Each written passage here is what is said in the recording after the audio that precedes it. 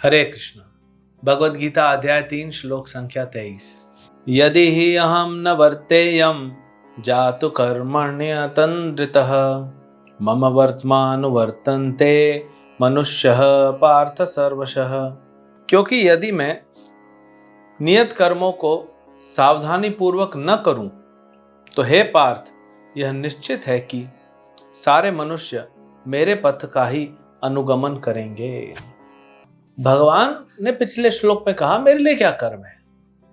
अब भगवान को क्या कर्म है, वो तो कर्म बंधन में नहीं है, फिर उन पे क्यों कर्म लगेगा ना। भगवान को कुछ इस भौतिक संसार से ये एक जेल के बराबर, यहाँ भगवान को क्या भौतिक चीजों का आस्वादन लेना, कुछ नहीं। भगवान आध्यात्मिक चीजों का आस्वादन लेते हैं। यहाँ तो हमें सिखाने आते हैं, धर्म का जो है वो संस्थापना करने आते हैं। नहीं तो भगवान को क्या है, परित्राणाय साधुनाम विनाशाय च दुष्कृताम धर्म संस्थापनार्थाय संभवामि युगे युगे। मैं आता हूँ अपने भक्तों की रक्षा करने के लिए, जो भक्तों को डिस्टर्ब करता है उनको विनाश करने के लिए, धर्म की स्थापना करने। भगवान यहाँ कोई भेलपुरी सेवपुरी तो खाने नहीं आते, यहाँ कोई शॉपिंग करने तो नहीं आते, कोई मूवी देखने तो नहीं आते। तो भौतिक चीज भगवान देखेंगे भी क्यों, जब भगवान रसराज हैं, उनके पास तो पूरा आध्यात्मिक है। उल्टा हमें वो बोल रहे हैं कि चलो आध्यात्मिक तुमको दिखाते हैं कि क्या होता है। लेकिन फिर भी भगवान कह रहे हैं कि उनकी जिम्मेदारी है।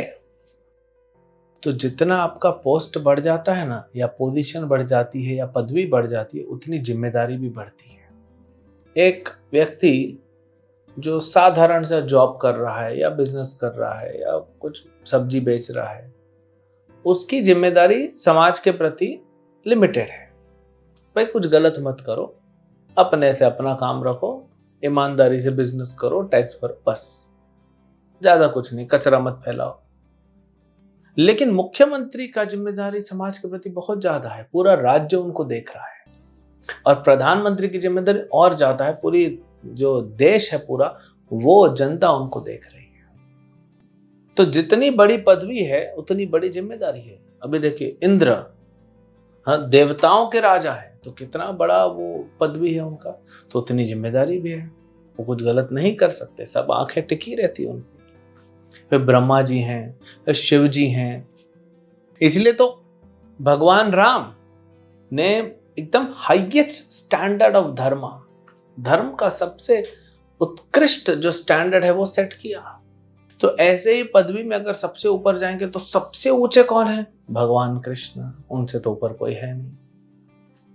अनादिर आदिर गोविंद सर्व कारण कारणम, सभी कारणों के कारण आप हैं। अनादिर आदिर गोविंद, आप सबके आदि हैं लेकिन आपका कोई आदि नहीं। तो सबसे सर्वश्रेष्ठ भगवान कृष्ण की पदवी है, वही भगवान है षडैश्वर्य पूर्ण, कोई उनके ना बराबर है, उनके ऊपर तो भूल ही जाइए, कुछ है ही नहीं। तो भगवान के कर्म नहीं है ना कर्म बंधन है, लेकिन जिम्मेदारी है। भगवान बोल रहे हैं मेरी जिम्मेदारी है। अब मैं भगवान हूं और अगर मैं गलत करूंगा तो सारी दुनिया गलत करेगी। लेकिन कुछ ऐसी क्रियाएं हैं, इतना सुनने के बाद मन में प्रश्न आएगा, अरे भगवान तो माखन चोरी करते हैं, भगवान तो रासलीला खेलते हैं। ये उनका भागवत स्वरूप है, वो भगवत स्वरूप है। और भगवान है, वो लीला कर रहे हैं अपने भक्तों के साथ। वो चीजें हमको देखना, हमको उसको इमिटेट कर ही नहीं सकते। तो अगर ऐसी बात है तो फिर मारो अघासुर को। 12 किलोमीटर लंबा सांप था, हाँ, कितना बड़ा था, मार सकते आप? चलो मशीन और ये वो चलो आ भी गया, गोवर्धन उठा सकते हैं हाथ से? नहीं उठा सकते। तो वो लीलाएं अलग है, यहाँ शिक्षा की बात हो रही। आप भागवतम देखेंगे, दशम स्कंद, नारद मुनि आते हैं द्वारका में, और अलग अलग भगवान के तो 16,108 पत्नियां हैं, तो 16,108 महल। सब पत्नी को एक ऐसा थोड़ी है कि भगवान गरीब हैं और एक महल में छोटा छोटा कैबिनेट बना दिया, चौल बना दिया और सब 16,108 पत्नियां वहीं रह रही हैं। भगवान ने सबके लिए महल बनाए थे, 9 लाख महल बनाए भगवान ने द्वारका में। इसमें से 16,108 पत्नियों को दिए, एक अपने लिए, बाकी फिर बलराम जी हैं, उनकी पत्नी वसुदेव है, सबको ऐसा दे दिए। भगवान तो विस्तार करते थे, असेंबली से निकलते थे, अपनी सभा से निकलते थे, और जब सभा से वो अपने घर जाते थे तो 16,108 रूपों में हो जाते थे।